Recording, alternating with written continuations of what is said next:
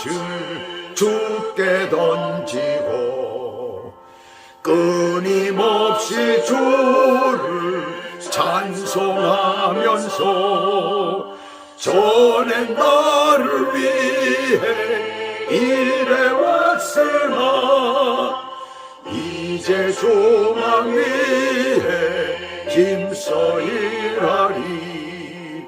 나의 생명 되는 내 주 예수님 영원토록 모셔 내 기쁨 넘치네. 나의 소망 되는 구주 예수님 이 세상에 다시 강림하겠네.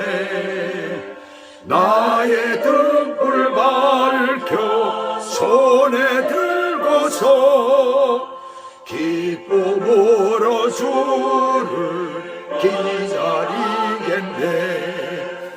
나의 생명 되는 내 주 예수님 영원토록 모셔 내 기쁨 넘치네.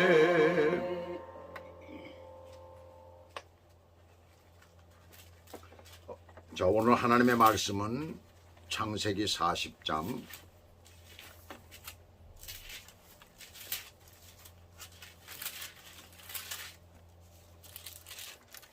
9절에서부터 23절까지 내용입니다. 제가 봉독해 올려드리겠습니다.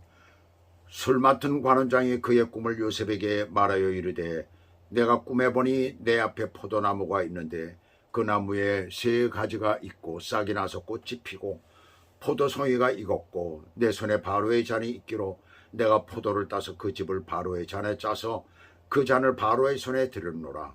요셉이 그에게 이르되 그 해석이 이러하니 3가지는 사흘이라. 지금부터 사흘 안에 바로가 당신의 머리를 들고 당신의 전직을 회복시키리니 당신이 그 전에 술 맡은 자가 되었을 때 하던 것 같이 바로의 잔을 그의 손에 드리게 되리이다. 당신이 잘 되시거든 나를 생각하고 내게 은혜를 베풀어서 내 사정을 바로에게 아뢰어 이 집에서 나를 건져 주소서. 나는 히브리 땅에서 끌려온 자요 여기서도 옥에 갇힐 일은 행하지 아니하였나이다. 떡 굽는 관원장이 그 해석이 좋은 것을 보고 요셉에게 이르되 나도 꿈에 보니 흰떡 3광주리가 내 머리에 있고 맨 윗 광주리에 바로를 위하여 만든 각종 구운 음식이 있는데 새들이 내 머리에 광주리에서 그것을 먹더라. 요셉이 대답하여 이르되 그 해석은 이러하니라. 3광주리는 사흘이라. 지금부터 사흘 안에 바로가 당신의 머리를 들고 당신을 나무에 달리니 새들이 당신의 고기를 뜯어 먹으리이다 하더니 제3일은 바로의 생일이라. 바로가 그의 모든 신하를 위하여 잔치를 베풀 때에 술 맡은 관원장과 떡 굽는 관원장에게 그의 신하들 중에 머리를 들게 하니라. 바로의 술 맡은 관원장은 전직을 회복하며 그가 잔을 바로의 잔에 받들어 드렸고 떡 굽는 관원장은 매달리니 요셉이 그들에게 해석함과 같이 되었으나 술 맡은 관원장이 요셉을 기억하지 못하고 그를 잊었더라. 아멘. 오늘 하나님의 말씀 제목은 하나님께 지혜를 얻은 자에게 오는 기회, 반전, 뭐 그렇게 제가 얘기를 할 수도 있겠네요. 기회. 옛날에 한 임금님이 외아들이 있는데 그 외아들 왕자를 위하여서 가장 지혜로운 며느리를 구하기 위해서 이런 방법을 썼어요. 며느리감으로 이쁘보한 자녀들을 궁전에 모으고 시험 문제를 그들에게 줬습니다.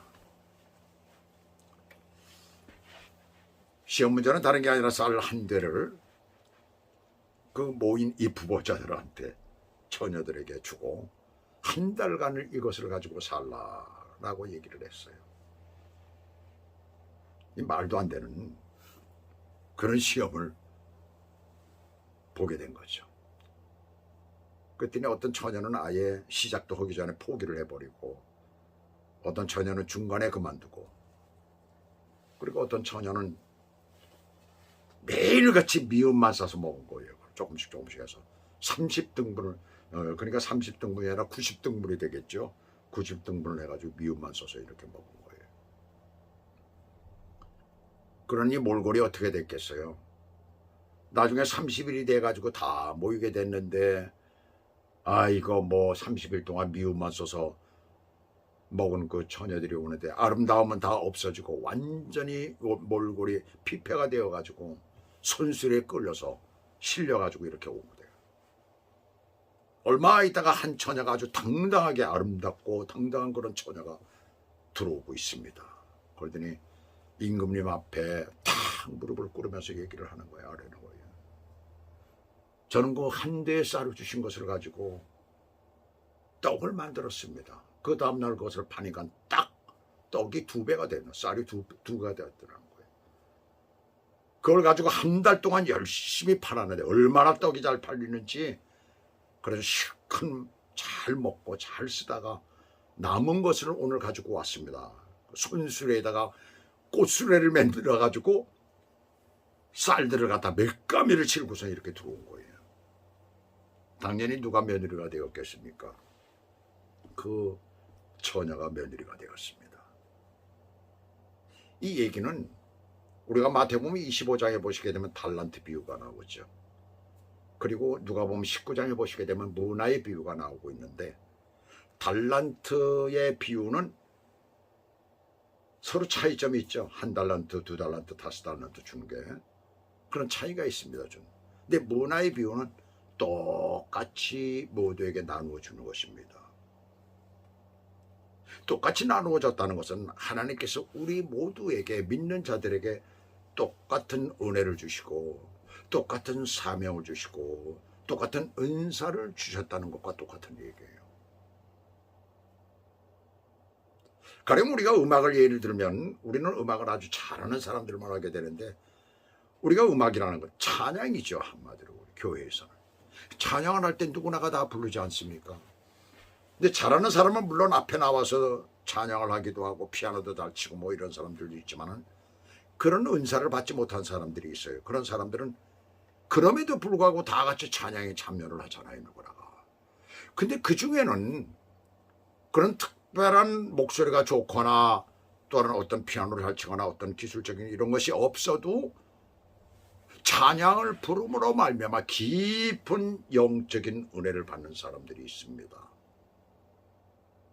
또 우리가 가르치는 부분에서도 대체적으로 학식이 많은 사람들이 잘 가르친다라고 생각하려 하는데 그러나 가르치기를 잘하는 사람이 있어요. 학식은 좀 부족해도 어린아이들을 상대로 해서 가르칠 때에 학식이 많다고 해가지고 그 사람이 가르친다고 그 아이가 잘 이해를 하고 알아듣는 것은 아닙니다.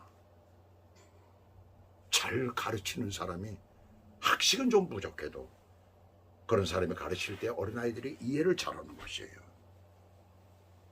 오늘 이 꿈의 얘기는 요셉의 생애에 그도 평범한 사람이었습니다.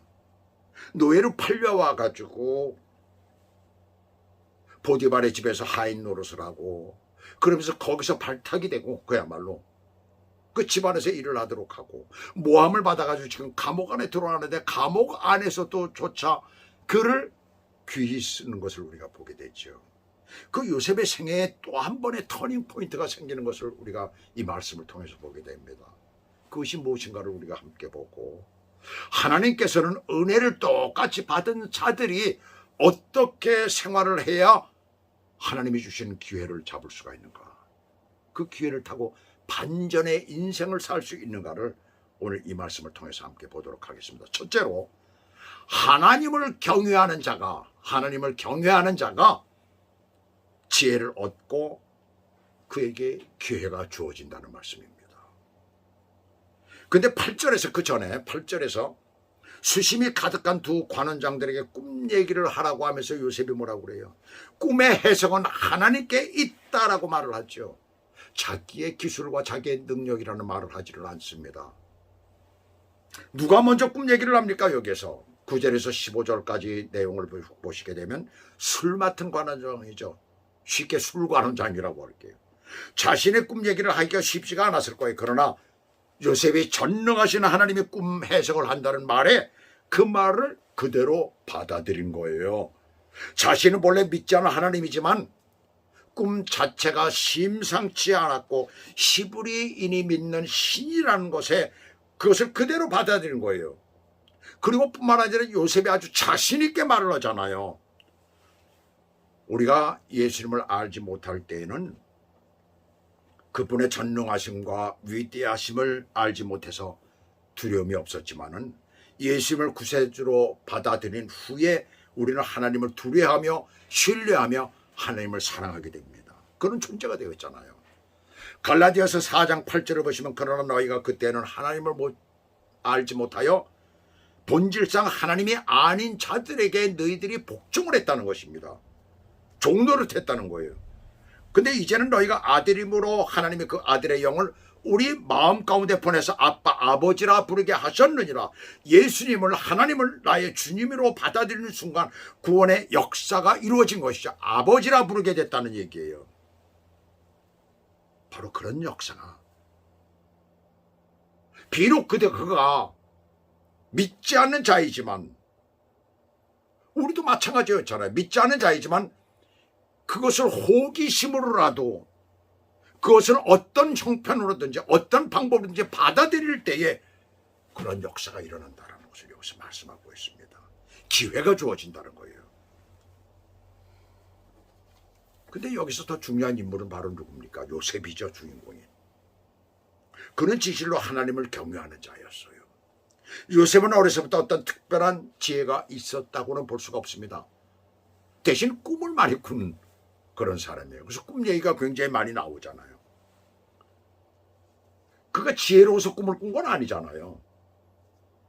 지혜롭지 못했기 때문에 형들 눈치도 제대로 보지도 못하고선 그런 얘기를 그냥 떠벌려 얘기를 해가지고 그런 일을 당한 것 아니에요. 노예 생활이나 감옥 생활을 헤쳐나가는 과정에서 그가 지혜를 얻은 자라는 것을 우리가 추측을 할 수 있습니다. 이것은 바로 하나님을 경외하는 자였기 때문에 그렇게 되었다라고 할 수가 있어요.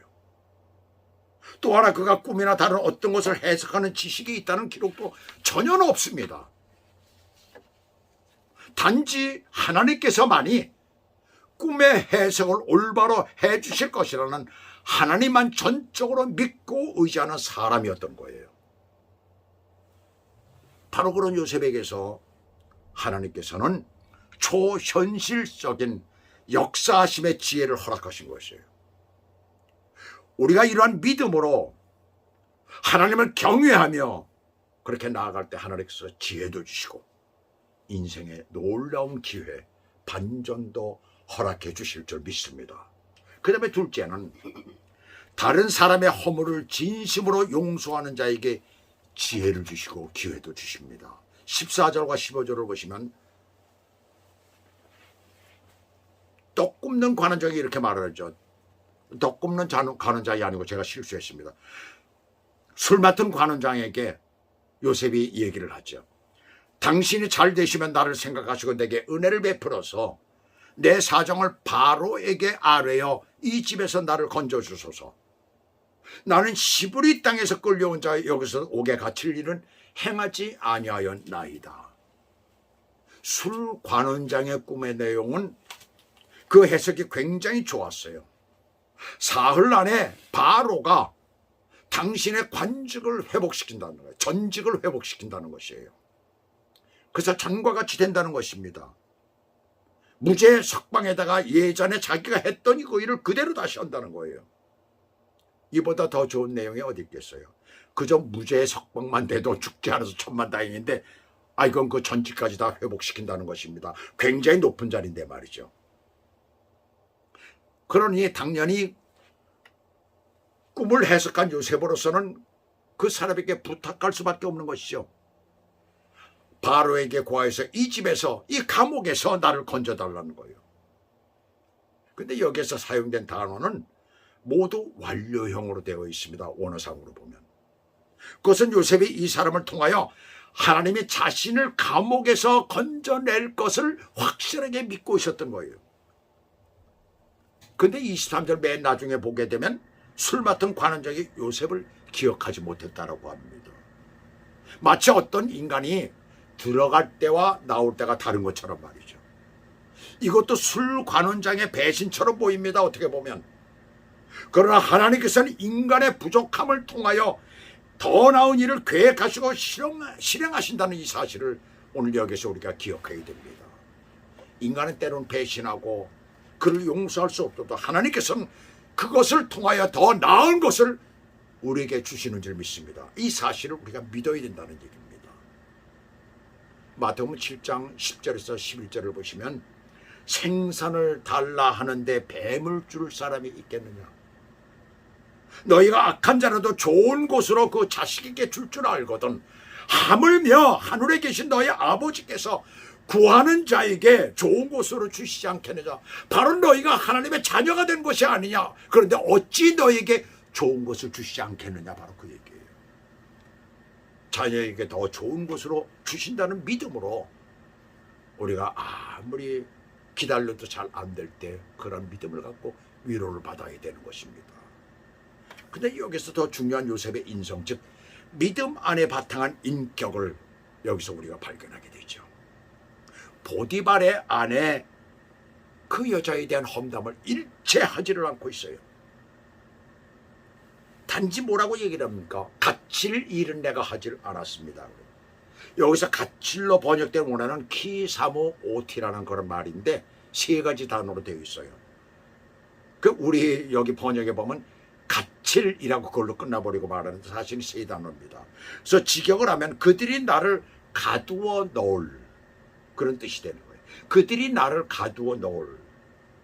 요셉은 보디발의 아내뿐만 아니라 그 남편 보디발도 다 포함해서 그들이라고 얘기를 하고 있습니다. 그들이 자신을 감옥에 넣었다고 말하는 것입니다. 그들이. 보디발도 감옥에 넣는데 한 일조를 했다는 것을 말하고 있는 것이죠. 보디발의 아내의 그 어떤 부정적인 모습을 일체 언급조차 하지를 않고 그냥 그들이라고 얘기를 하고 있어요.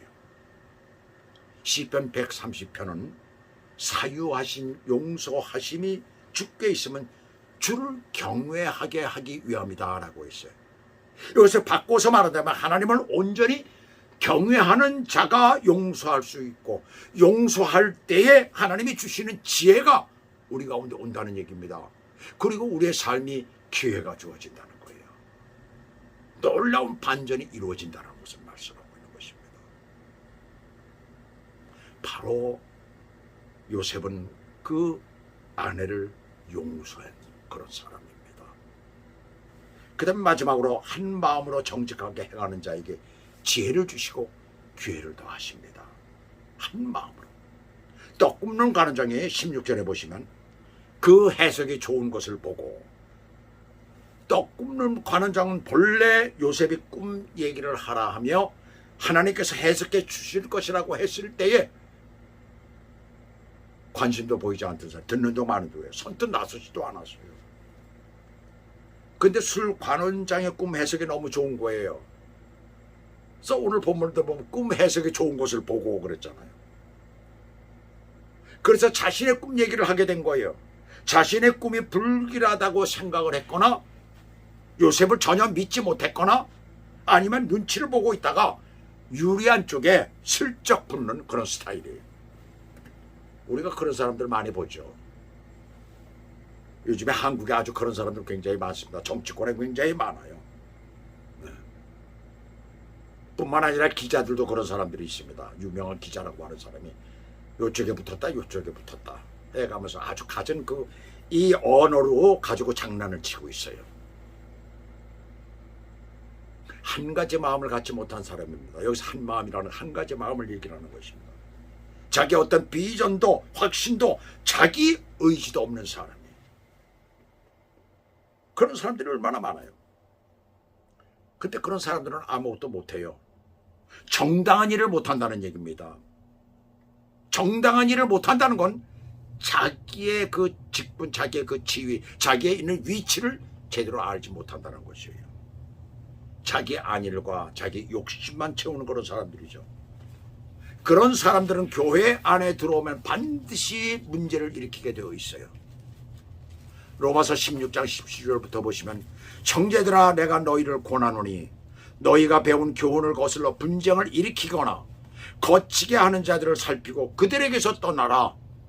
이 같은 자들은 우리 주 그리스도를 섬기지 아니하고 다만 자기들의 배만 섬기나니 교활한 말과 아첨하는 말로 순전한 자들의 마음을 미혹하느니라. 믿음도 없고 눈치만 보며 이리 붙었다 저리 붙었다 하는 그런 사람들입니다. 요셉은 오늘 여기 보시면 조금 더 숨김이 없이 하나님으로부터 알게 된 떡 굽는 자의 꿈의 해석을 말하고 있어요. 아주 좋지 않은 꿈이죠. 조금 더 망설임 없이 정직하게 말합니다. 사흘 후에 바로의 생일잔치에서 꿈의 내용대로 술 관원장은 직책을 회복하고 떡 관원장은 메어 달리는 요셉에 대한 요셉이 말한 그 해석이 그대로 되어지는 것을 우리가 발견합니다. 안타깝지만 비전도 없고 자신도 없고 의지도 없는 자의 말로를 여기서 말씀하고 있는 거예요. 그런데 오늘 마지막 절은 놀라운 반전을 우리에게 줍니다. 좀 전에 제가 말씀드린 것은 23절을 잠깐 말씀드릴 때에 실망만 할 수밖에 없었던 것이죠. 그런데 여기서 보시게 되면 23절 술 맡은 관원장이 요셉을 기억하지 못하고 그를 잊었더라. 이것이 왜 반전이 될까요? 왜 반전이 될까요? 그것은 인간에게는 우리가 기대할 것이 없다는 것이죠. 반면에 하나님께서는 인간의 실수와 잘못이 있더라도 그것을 완전히 뒤집어서 크신 역사를 이루시는 분이십니다. 보세요. 만일 여기서 술관원장이 바로에게 요셉의 얘기를 그 억울함을 요셉이 원하는 때에 했더라면 어떤 일이 일어났을까요? 요셉이 과연 쉽게 풀려났을까요? 확실치 않지요. 우리가 간단히 생각을 해봐요. 시위대장의 말을 잘 들을까요? 바로가 만약에 데려다 놓고 묻는다면 시위대장을 신임할까요? 아니면 요셉을 신임할까요? 그것도 굉장히 어렵습니다. 아주 굉장히 힘들죠. 중요한 것은 또 누명을 벗고 감옥에서 나오더라도 그것으로 더 이상 진전이 힘들었을 것이에요. 더 이상 어떻게 하나님이 계획하신 것이 되겠습니까? 하나님의 이스라엘 백성을 위한 원대한 계획은 그것으로 되지를 않았어요. 더 많은 시간이 걸렸을 것입니다. 하나님께서 다른 방향으로 없었을 거예요. 어떻게 보면 요셉의 입장에서는 실망하고 답답했을지 모르지만 그런 상황임에도 그는 자신의 감옥에서의 일을 성실히 행한 거예요. 잠언 11장 3절에 보시게 되면 정직한 데의 성실은 그들을 인도하게 된다라는 그런 말씀이 나옵니다. 성실하게 정직하게 살아가는 사람에게는 하나님께서 그들을 인도하신다는 거예요. 과연 내가 성실한가 내가 정직한가를 봐야 되는 겁니다. 그 다음에 시편 112편은 이렇게 말씀하고 정직한 자에게는 어둠 중에 빛이 일어나니라고 해서 빛이 일어난다는 거예요. 그러나 우리는 여기에서 실망하지 않고 하나님의 더 크신 계획을 기다리는 자가 은혜를 받은 자요 최고의 기회를 얻게 된다는 것을 깨닫게 됩니다. 저와 여러분도 하나님이 주신 자리에서 끝까지 인내하며 성실히 행하여서 하나님이 주시는 그 반전의 기회 그것을 누리시는 저와 여러분 되시기를 주 예수 그리스도 이름으로 축복합니다. 기도하시겠습니다. 하나님 아버지, 오늘도 주의 크신 은혜와 사랑과 믿음의 귀한 역사가 우리의 삶에 우리의 예배 가운데 임하심을 오늘도 감사를 드립니다. 하나님 아버지, 이 반전의 놀라운 기회가 우리 가운데 숨어 있다는 것을 우리가 보면서 우리가 이 땅에 사는 동안에 하나님을 온전히 경외하며 정말 남의 허물을 들추지 아니하며 또한 정직게 하여서 주께서 우리 가운데 원하시는 그런 삶을 살아 정말 성실한 우리를 보고 믿음 안에 바로 서는 우리를 보고 정직하게 행하는 우리를 보고 우리에게 기회를 더 허락해 주시고 반전을 더 허락해 주시옵소서. 그래서 우리의 삶이 놀랍게 변화되는 아름다운 축복의 역사가 삶의 현장에 일어날 수 있도록 은혜를 베풀어 주시옵소서. 예수 그리스도의 이름으로 감사하며 기도 올리옵나이다. 아멘.